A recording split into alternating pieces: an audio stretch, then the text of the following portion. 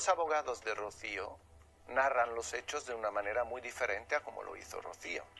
Es decir, los abogados dicen literalmente, leyendo los documentos, dicen literalmente que Rocío acudió a urgencias al enterarse de que Antonio David iba a participar en un programa de televisión y que su hija iba a defenderle en los platos. Ahí, el único causante es la manera en la que Rocío asimiló la noticia, no el hecho en sí. No se había producido todavía. Sí, no se había producido. Sí. De todas formas, Pero quiero decir, encima. O sea, lo que muestra... O sea, porque pongamos las cosas, quiero decir, porque pongamos las cosas objetivamente en su sitio, que esto es un testimonio. Un testimonio que además y luego, son sus vivencias. Paralelamente, pero no se puede hacer un juicio paralelo. Yo creo que nadie podemos cuestionar lo que ella siente, porque lo que ella siente... Ni su dolor que lo tiene. Ni su dolor, ni su manera de interpretar los hechos y todo lo que ha vivido durante este año y cómo le ha afectado. Yo creo que eso es incuestionable y no se puede dudar porque son los sus sentimientos. Se empatiza con el dolor de ella. Pero claro, evidentemente están los hechos. Fijaos que ya lo conté aquí, que el Tribunal Supremo, la condena a costas a ella. Es decir, que también es un dato significativo, que el Ministerio Fiscal recurre porque el juzgado número 1 de violencia de género en el 17, cuando ella presenta todo, de Alcobendas, de violencia de género, cuando ella presenta todo, cuando a ella le toman declaración, que se ha dicho que ella no se ha podido expresar delante de un juez, y no es cierto, a ella le toman declaración en las preliminares. Es verdad que no ha habido juicio porque no ha habido lugar a que se haga una apertura de juicio oral. A ella le toman declaración. Esa jueza ve indicios, que no pruebas, indicios de posibles delitos de maltrato psicológico. Pero luego hasta el Ministerio Fiscal recurre y a partir de ahí todos los recursos los pierde Rocío Carrasco. Me parece tremendo. Yo creo que son cosas que se tienen que dilucidar en los juzgados y no en los platos de televisión. Es mi opinión personal. Y ya está, y que lo diluciden. Tanto Rocío como Ortega. Las pruebas que la productora de Ana Rosa ha sacado del cajón dejan a Rocío Carrasco tiritando. El plató está en shock. Titulares inéditos, contratos millonarios en liras, un anillo de boda que jamás debió cerrarse, y sobre todo, esos vídeos caseros que Rocío intentó enterrar. Empieza la función con la foto prohibida de Pedro besando a Raquel Mosquera en el pasillo de TVE, tomada cuando él aún firmaba autógrafos como exmarido de Rocío Jurado. Plano corto, beso robado, 25 años de diferencia y la prueba de que el boxeador ya había pasado página mientras su hija ensayaba otro capítulo de victimismo.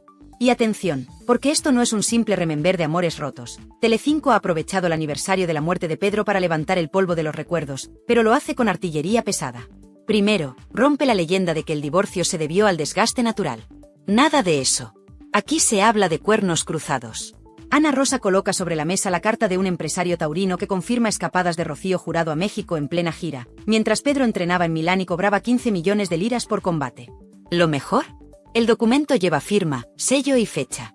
Y si eso no fuera suficiente, la presentadora rescata un extracto de un contrato de publicidad que pagó a Pedro en negro, en negro más de 48.000 euros de la época. Con ese dinero, dicen, compró un apartamento a nombre de su madre y se guardó la llave para cuando llegara la tormenta. ¿Estrategia de fuga o simple previsión? Tú decides, pero el ronrón del plató ya huele a pólvora. De pronto, la pantalla gigante muestra algo que nadie esperaba, una entrevista inédita de Pedro, grabada en VHS en el 96, donde confiesa que el amor con Raquel era más auténtico que cualquier foto de portada con la Jurado. Con ella soy Pedro, no el campeón, se le oye decir, con los ojos entornados y la voz cansada. Segundos de silencio absoluto. Rocío Carrasco jamás quiso que estas cintas vieran la luz, de hecho, firmó cláusulas para bloquearlas. Pero la productora de Ana Rosa, alimentada por el morbo y el sare, las ha encontrado y las lanza como bombas de racimo. El público en móvil, en bus, en oficina, se queda mudo. ¿Y si la heredera de la Jurado no es la guardiana de la verdad que vendió en su docuserie? A medida que avanza la tarde, el relato se enreda. Ana Rosa repasa, una a una, las cifras que descolocan la balanza sentimental. Pedro cobraba millones en pesetas, sí, pero su carrera deportiva se apagó pronto. Rocío, en cambio, firmaba giras de cientos de miles de dólares. Resulta que la gran voz de España sostenía, sin querer, la chequera común en los últimos años de matrimonio. ¿Y qué pasa cuando un mito del ring y una diosa de los escenarios comparten casa y fama? Choque de egos, celos y un contrato prenupcial que, según se filtra, no repartía la tarta por igual.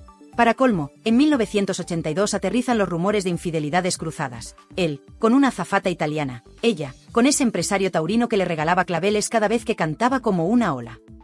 Ana Rosa sonríe, huele a audiencia, y promete enseñar la factura de las flores en la próxima entrega. Pero lo que de verdad revienta los audímetros es la aparición en directo de Raquel Mosquera vía satélite. La peluquera, casi 20 años después de quedarse viuda, sostiene la carta manuscrita que Pedro le dejó la noche antes de morir. Lee un párrafo y las palabras erizan la piel. Raquel, contigo volví a ser feliz. Contigo aprendí que el amor es la paz, no el espectáculo. El plató se queda sin aire. No hay insultos, no hay reproches, solo la voz rota de una viuda defendiendo que la diferencia de edad no apaga la sinceridad. Y mientras tanto, Rocío Carrasco no puede actuar, su equipo legal recibe el aviso tarde, el programa se emite en tiempo real y las redes replican el clip en loop. Cada retweet es un puñetazo al discurso que la hija había blindado durante años. Ana Rosa remata la faena con un teaser. Mañana escucharéis a Pedro hablando de los pactos de silencio, que firmó para no manchar el nombre de una persona muy conocida. No diré quién. Sobra el apellido, todo el mundo sabe que señala a Rocío Jurado, y el plató estalla en murmullos. Quintana se hace la distraída, agradece audiencia y lanza un recuerdo a Pedro Carrasco como el campeón que pagó un precio altísimo por la fama. Corte a publicidad y un zumbido recorre los pasillos de Mediaset. El relato oficial de Rocío Carrasco acaba de ser descosido en riguroso directo. Y aquí, amigo, es donde te planteo la pregunta que va a incendiar los comentarios. ¿Estamos ante la venganza mediática perfecta de Ana Rosa contra la marca Carrasco Jurado? Oh, por fin, ante la verdad que la audiencia merecía escuchar. Sea como sea, agárrate, porque lo que acabas de ver es solo el primer asalto. Mañana llegan los audios completos, los contratos manchados de confidencialidad y el testimonio de un fotógrafo que asegura haber captado a Rocío Jurado en los brazos del famoso torero cuando Pedro aún creía en su cuento de hadas. Si creías que el ring estaba caliente, espera a que suene la campana del segundo round. Aquí, en Tirando Salseo, subimos el volumen mientras otros bajan la cabeza. Quédate, porque esto acaba de empezar. Si ayer creías haberlo oído todo, espera lo que reventó hoy a las 4 en punto de la tarde. Ana Rosa apareció con gesto de traigo tertulia de pólvora y en cuanto el redactor contó hasta 1, pidió silencio, apoyó la mano en la mesa y reprodujo una cinta de casete que llevaba décadas guardada. Se escuchaba la voz de Pedro Carrasco, ronca y cansada, grabada en el asiento trasero de un coche mientras volvía de un bolo benéfico. Yo aguanté mucho, decía, pero cuando vi aquello, cuando vi al de las camisas de cuadros a la salida del camerino, entendí que los cuernos también duelen fuera del ring. 27 segundos exactos bastaron para que los móviles empezaran a pitar en los bolsillos de media España.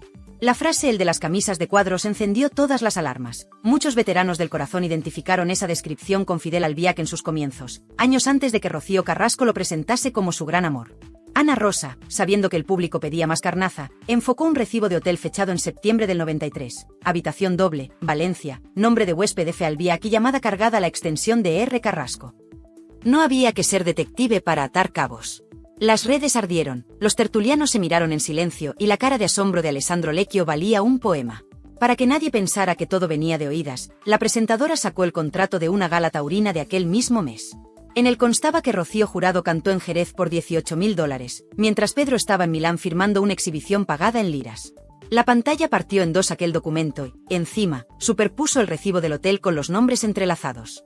El mensaje era claro, mientras cada cónyuge trabajaba en ciudades distintas, alguien se movía entre bastidores tejiendo un romance paralelo.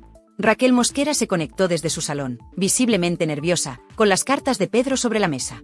Mostró una línea escrita de puño y letra del boxeador. Con Raquel encontré la paz que la prensa y otros amores me robaron. No necesitó más. El silencio del plató lo llenaron los mensajes de los espectadores, que empezaban a inclinar la balanza a favor de la viuda. Raquel añadió algo que heló la sangre a los defensores de Rocío Carrasco. Pedro se fue disgustado porque sentía que su hija estaba manejada, que no era libre. Luego se mordió la lengua, pero ya había dejado caer la sombra de Fidel sobre la relación padre-hija. Ana Rosa, sin perder ritmo, presentó a continuación un viejo recorte donde la propia Rocío Carrasco, en 1998, aseguraba: "Me he enamorado una sola vez en mi vida, y fue después del divorcio de mis padres".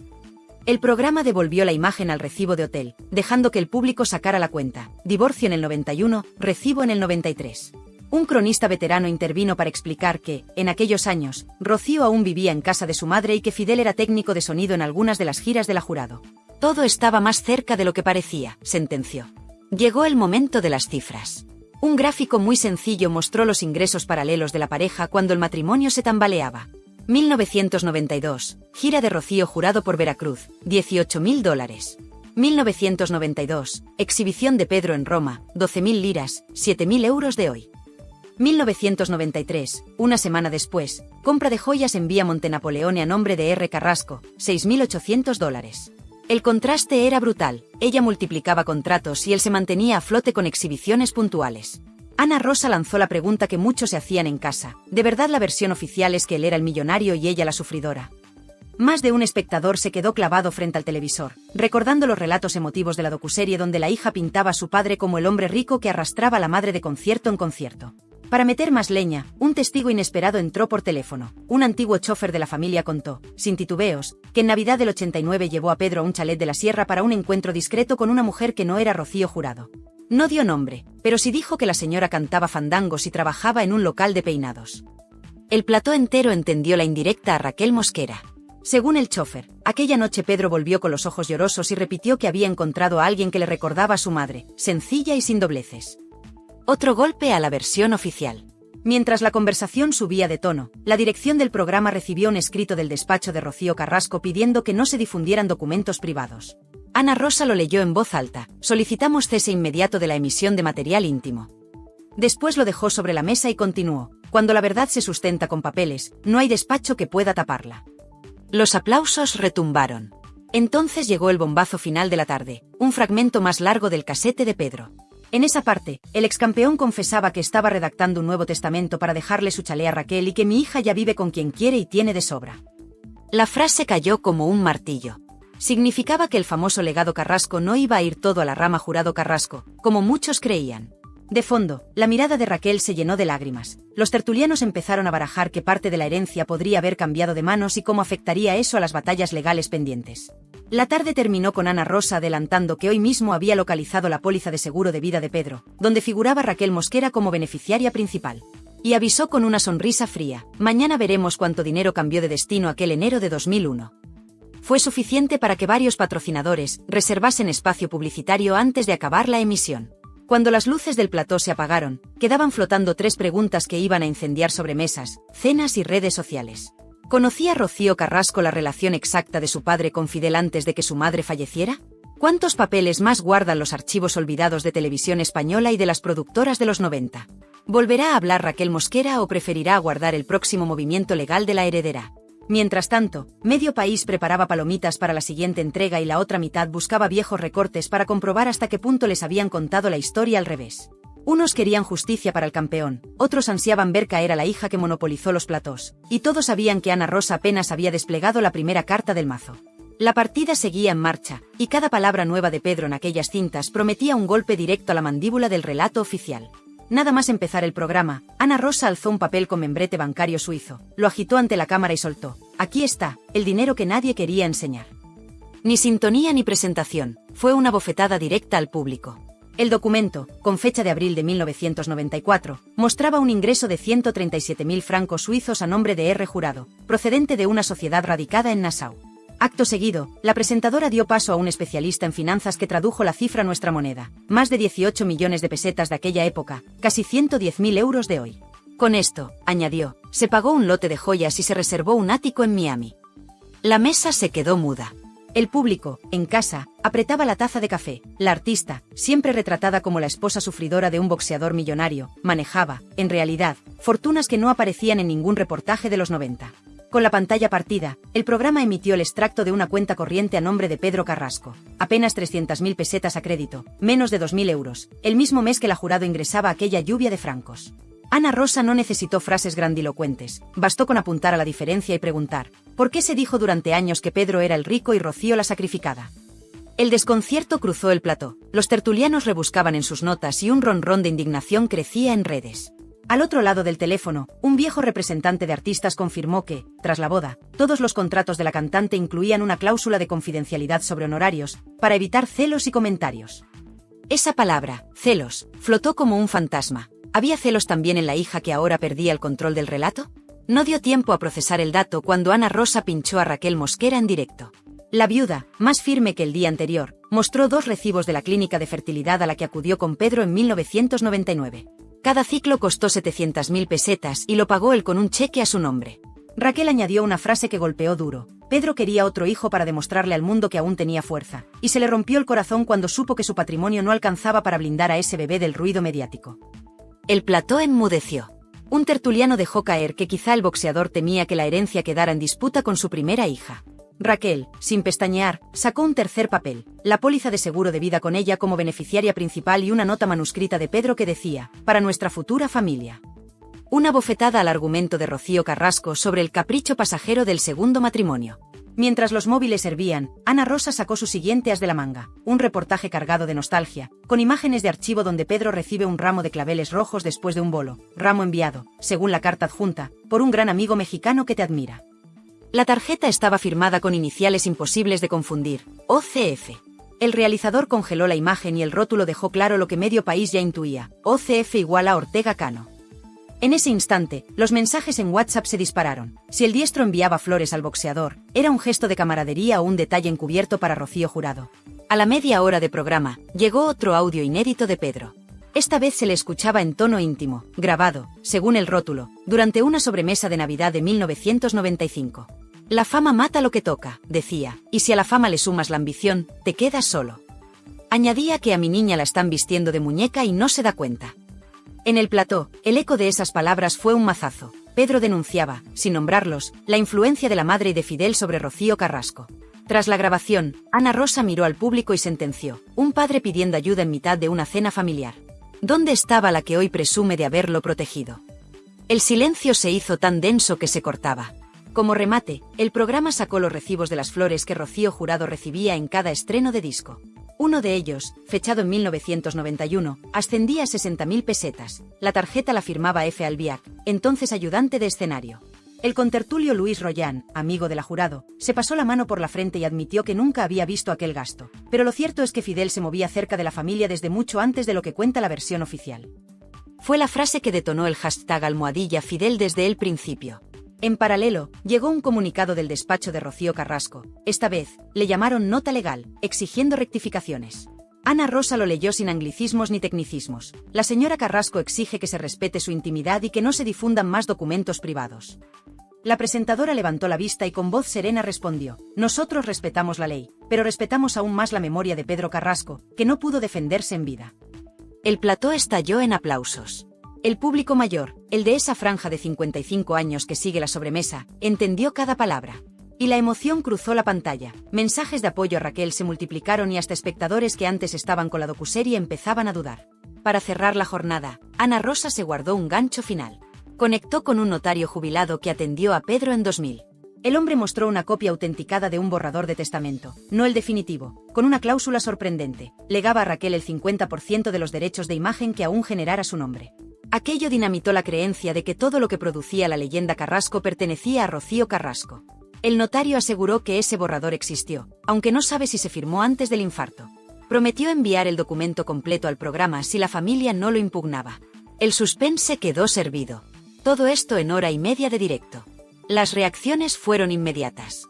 Los espectadores mayores compartían recuerdos de las galas de Rocío Jurado y comparaban fechas con los extractos suizos. Los más jóvenes abrían hebras de Twitter sobre manipulación familiar y gastaban memes con flores de 60.000 pesetas.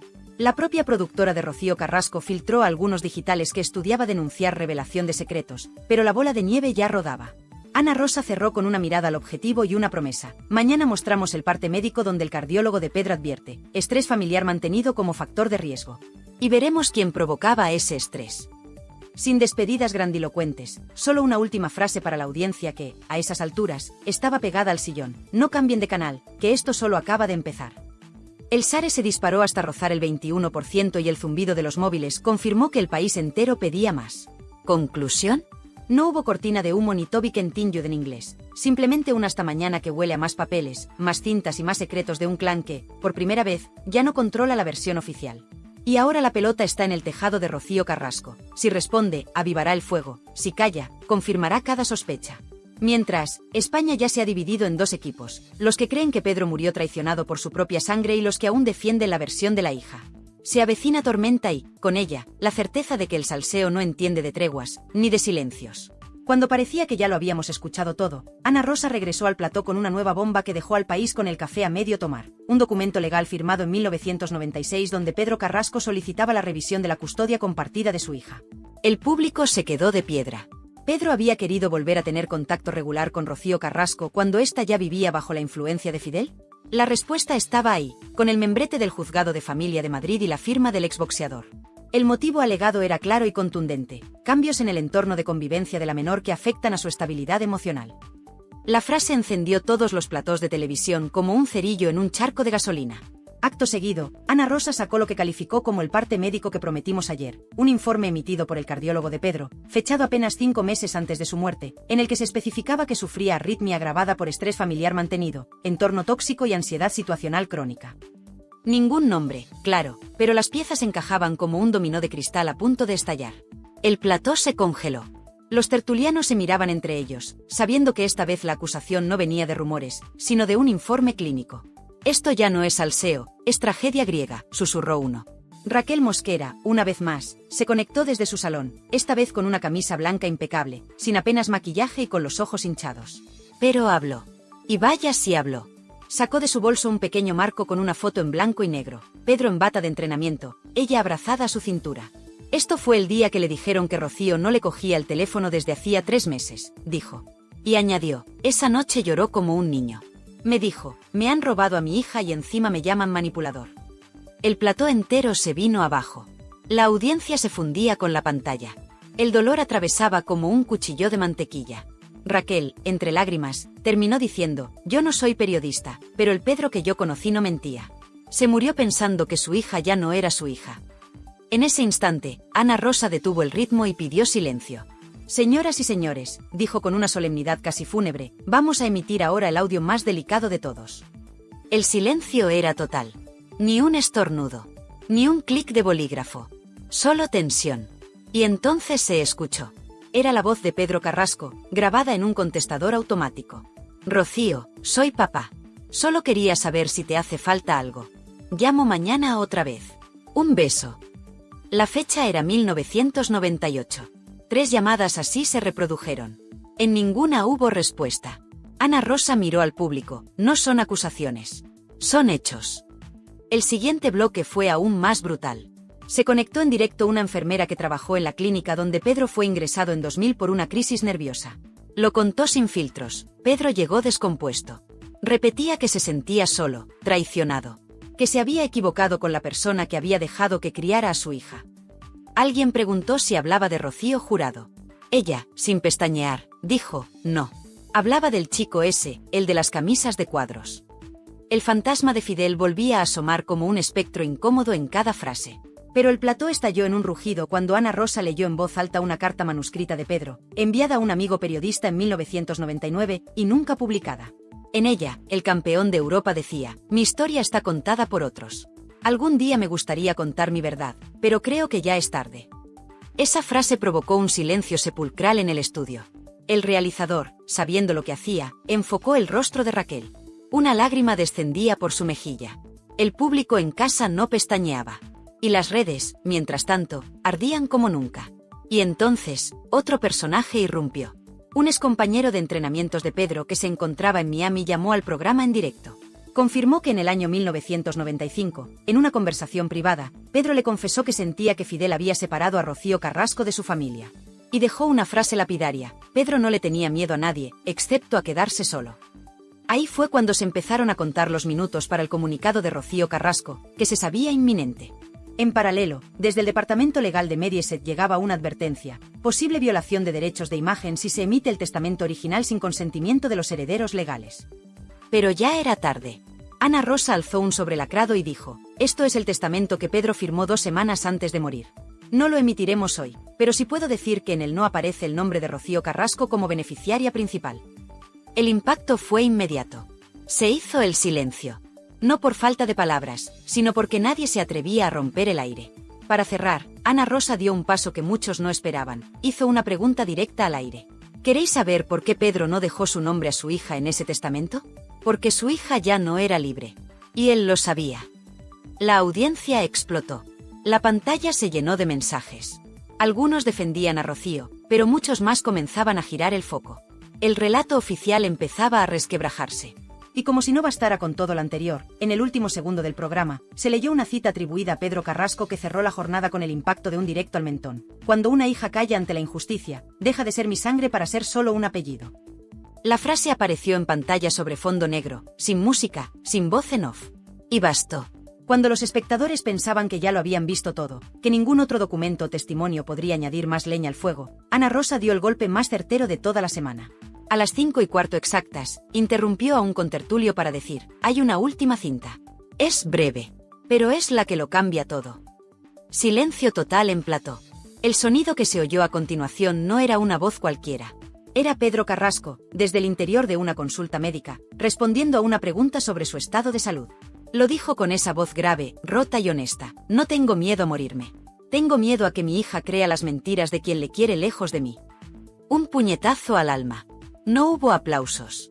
Solo lágrimas en muchos rostros, dentro y fuera de pantalla.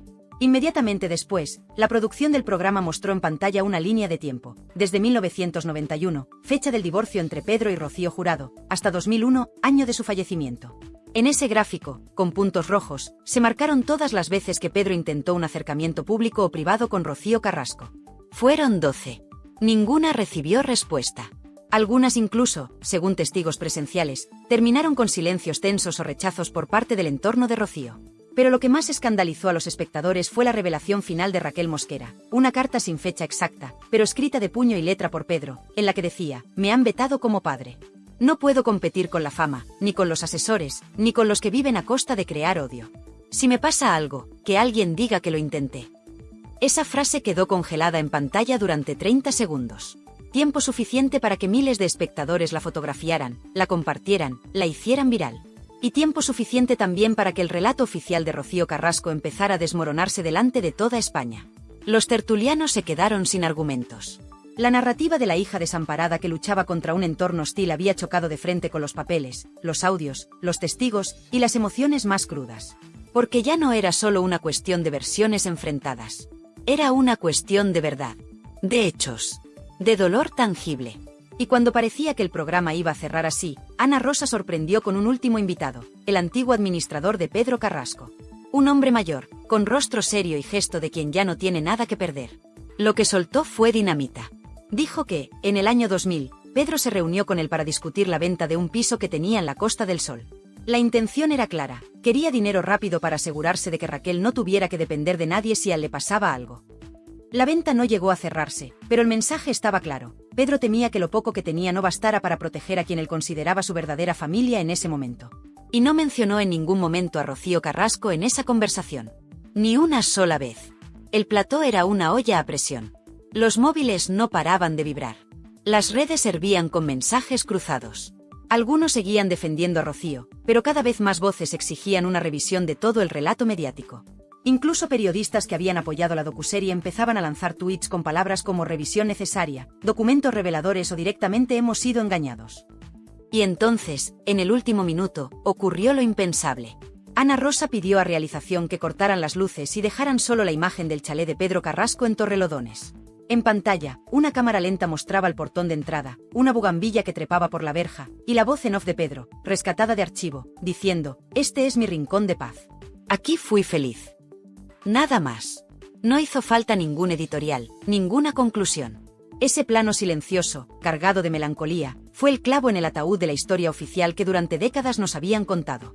Al terminar la emisión, Telecinco tuvo que emitir un comunicado reconociendo que los documentos presentados eran auténticos, y que cualquier derecho a réplica por parte de Rocío Carrasco quedaba garantizado.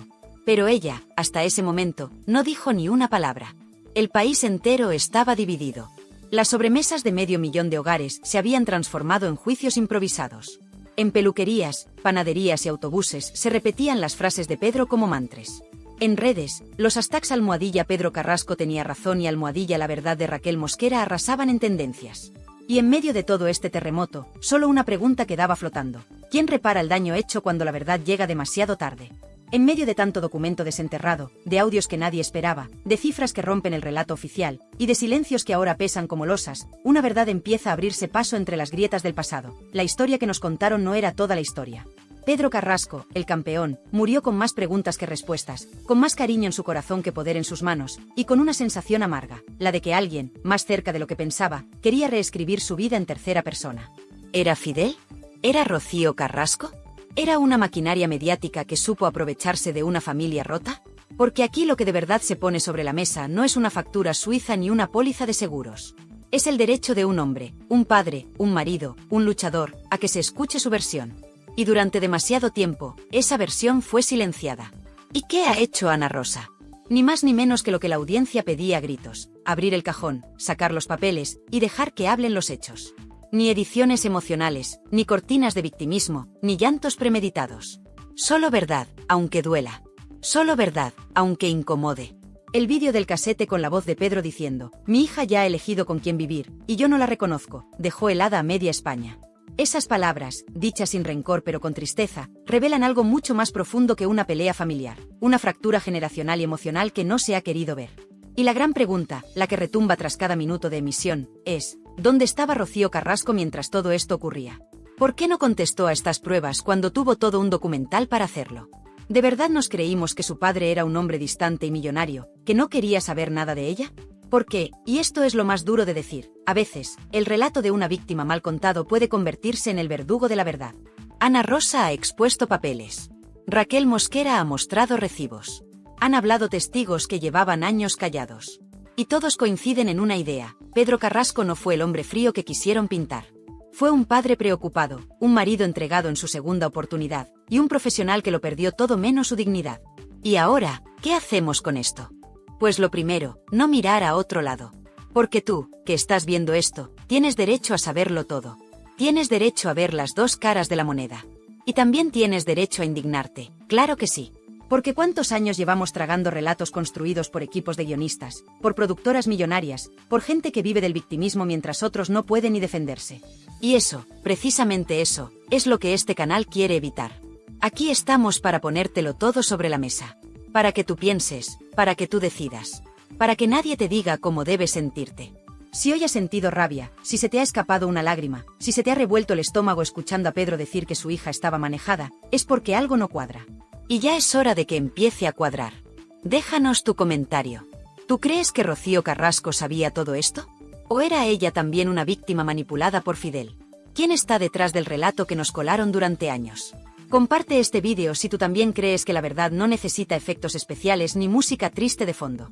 Solo necesita que la dejen hablar. Suscríbete a Tirando Salseo si quieres que sigamos destapando todo lo que la tele tradicional no se atreve ni a mencionar. Aquí no hay filtros. Aquí hay papeles. Aquí hay verdad. Y recuerda una cosa, el salseo no es solo cotilleo. El salseo, cuando se hace con rigor, con documentos y con memoria, se convierte en justicia televisiva. Y si este vídeo te ha abierto los ojos, imagina lo que viene mañana. Nos vemos en el próximo vídeo, pero esta vez, con los guantes puestos. Porque la pelea por la verdad acaba de comenzar. Los abogados de Rocío narran los hechos de una manera muy diferente a como lo hizo Rocío.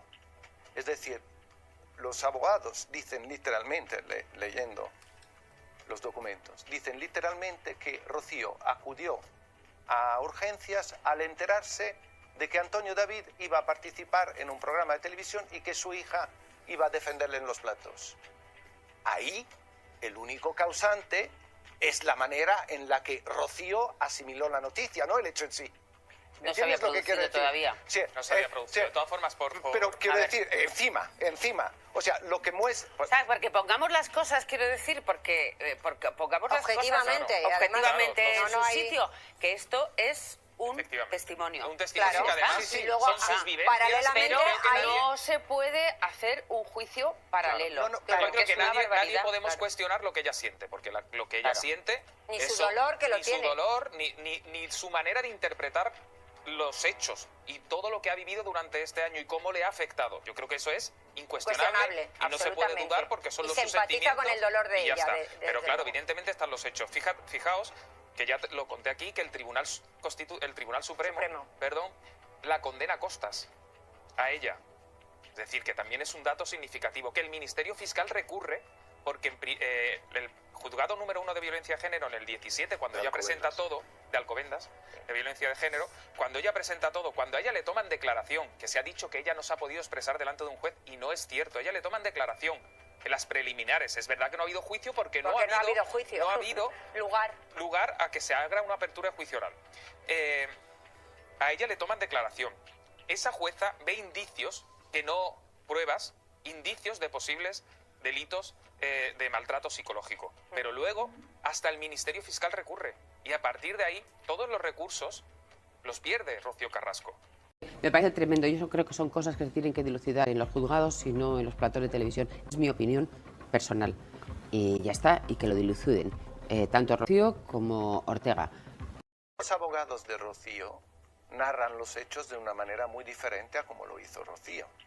Es decir, los abogados dicen literalmente, leyendo los documentos, dicen literalmente que Rocío acudió a urgencias al enterarse de que Antonio David iba a participar en un programa de televisión y que su hija iba a defenderle en los platos. Ahí, el único causante es la manera en la que Rocío asimiló la noticia, no el hecho en sí.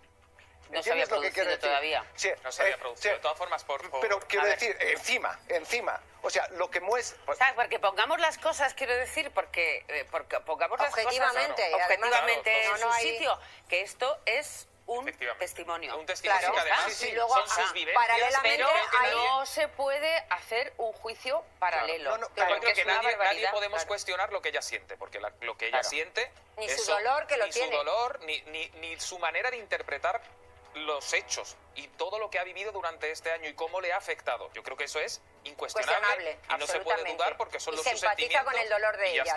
Pero claro, evidentemente están los hechos. Fijaos que ya lo conté aquí, que el Tribunal Supremo, la condena a costas a ella.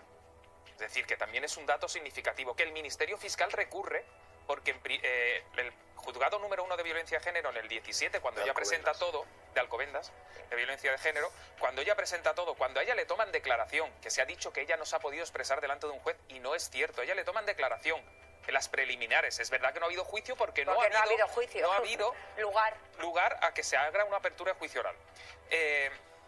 A ella le toman declaración. Esa jueza ve indicios, que no pruebas, indicios de posibles delitos de maltrato psicológico. Pero luego hasta el Ministerio Fiscal recurre y a partir de ahí todos los recursos los pierde Rocío Carrasco. Me parece tremendo. Yo creo que son cosas que se tienen que dilucidar en los juzgados y no en los platos de televisión. Es mi opinión personal. Y ya está, y que lo diluciden. Tanto Rocío como Ortega. Las pruebas que la productora de Ana Rosa ha sacado del cajón